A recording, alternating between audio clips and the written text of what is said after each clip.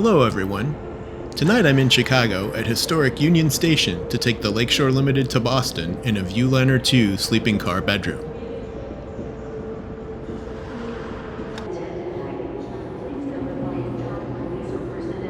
Soon we'll be boarding, but first, let's check out Amtrak's Metropolitan Lounge.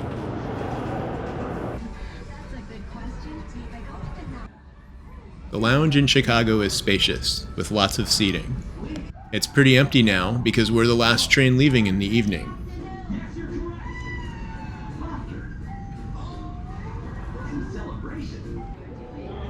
It also has some drinks and snacks. We were called to board about 40 minutes before departure, surprisingly early. We walked out to our waiting train on track 26. The Lakeshore Limited is 2 trains in one, going to both New York and Boston. The train splits at Albany.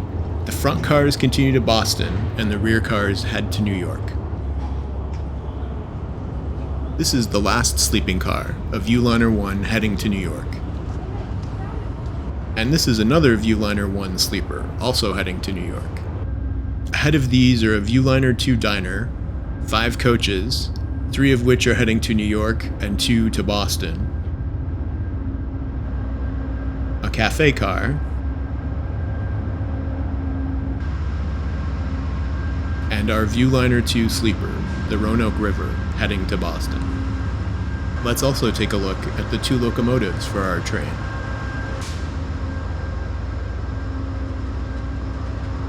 Here's our car 4820, the sleeper to Boston.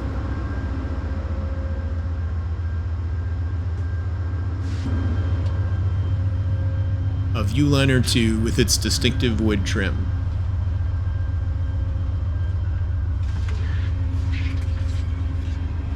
I'm in bedroom B, already set up for the night. We'll take a quick look around the compartment. The attendant set up the upper bunk with both sets of bedding for more cushioning. The compartment door can be locked from the inside, and the controls for the lights and 2 outlets are next to the mirror. Here's the sink for the room below the mirror. And there's a small trash can under the sink.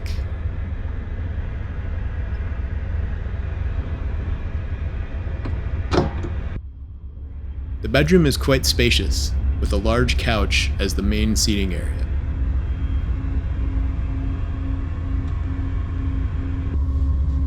And a smaller jump seat across from the couch. Behind the couch, we have a vent and the lighting controls, a reading light and an area light. On the other side of the area light is an attendant call button and the PA on-off switch, along with ceiling and nightlight controls. There are also 2 more outlets, and another set of switches for the lights on the other side. Next to the bathroom door is the thermostat and lighting controls for the bathroom. The bathroom is fairly roomy, with many towels provided. It looks clean as we start out. We'll try out the shower tomorrow morning. There's also additional storage for luggage above the door and above the bathroom. The upper bunk has its own vent, attendant call, and lighting controls. There's a large, sturdy tray table by the window.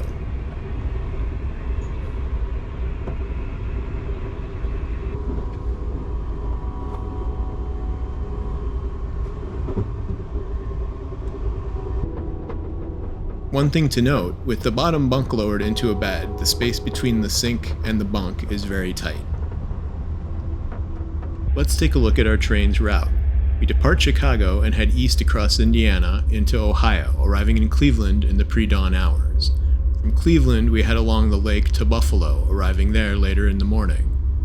After Buffalo, we go east through upstate New York to Albany.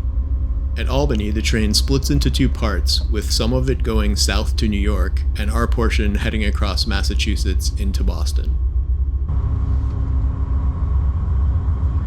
We roll out of Union Station right on time at 9:30.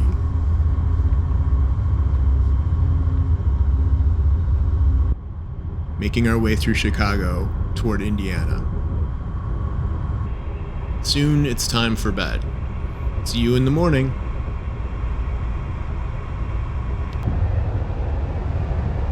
I'm awake and heading back to the dining car a little before 7 a.m. Here's the roomette portion of our sleeping car.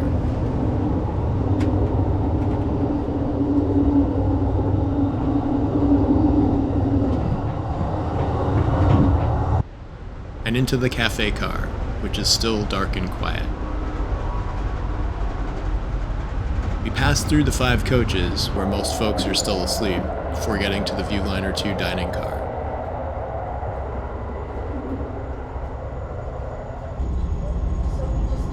The dining car was available for breakfast and lunch before the train splits at Albany, and used the flexible dining menu.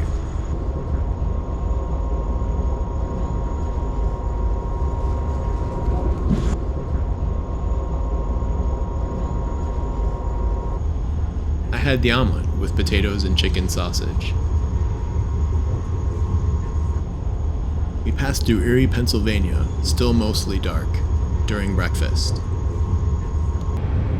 and soon into New York State.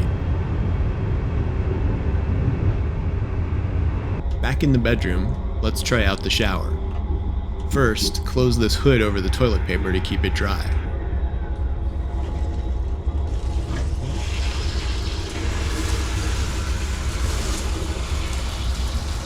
Water pressure isn't bad, and it's pretty warm. I was able to wash up quickly. Draining is fairly slow though, and the toilet floor is wet until it dries, so keep that in mind.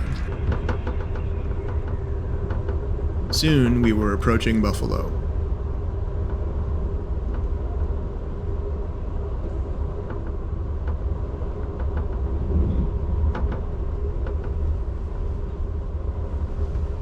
Normally, Buffalo would be a chance to stretch, but due to platform construction, the train stopped 3 times for different cars and we couldn't leave the train. We continued rolling through upstate New York, on time or early. Here's Rochester.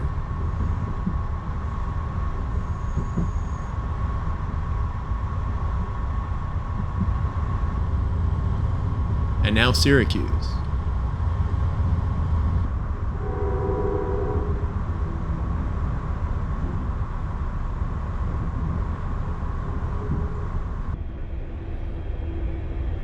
Let's take a look at our roomy bedroom in daylight. Quite nice with the upper windows.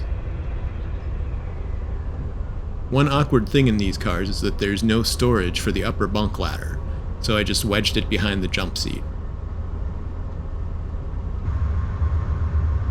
We arrived in Albany a few minutes early. There's a lengthy stop here while our train is split into 2 parts, one going to Boston and the other to New York. I'll have a chance to get out and look around.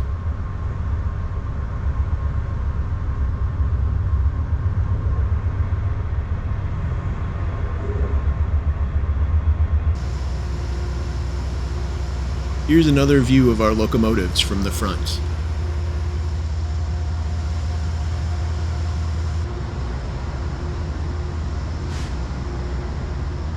The second one celebrating 40 years of Amtrak in 2011.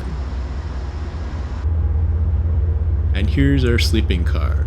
My room is the 3rd set of windows down. The first 2 coaches here will come with us to Boston, while the 3 behind them will go to New York, along with the dining car, 2 sleepers, and baggage car.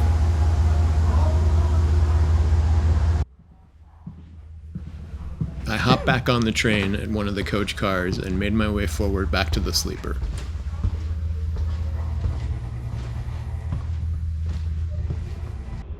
We left Albany on time, 2 locomotives and 4 cars heading to Boston. This 104 engine is being prepared to connect to the New York portion of the train after we leave.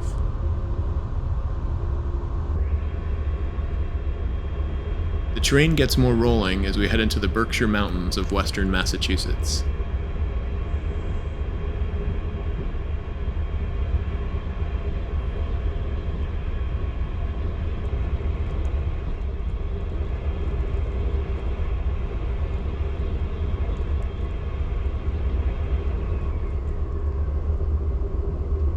Dinner from the flexible dining menu was prepared in the cafe car and delivered around 5:30. I got the chicken parmesan with a small salad, roll, red wine, and butter cake for dessert.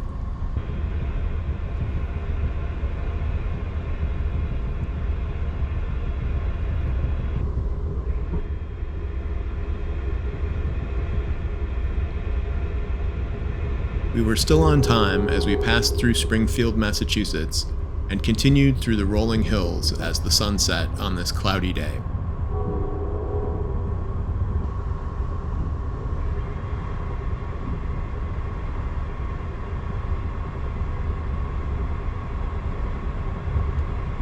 My stop was the Back Bay station in Boston, and we arrived a few minutes early.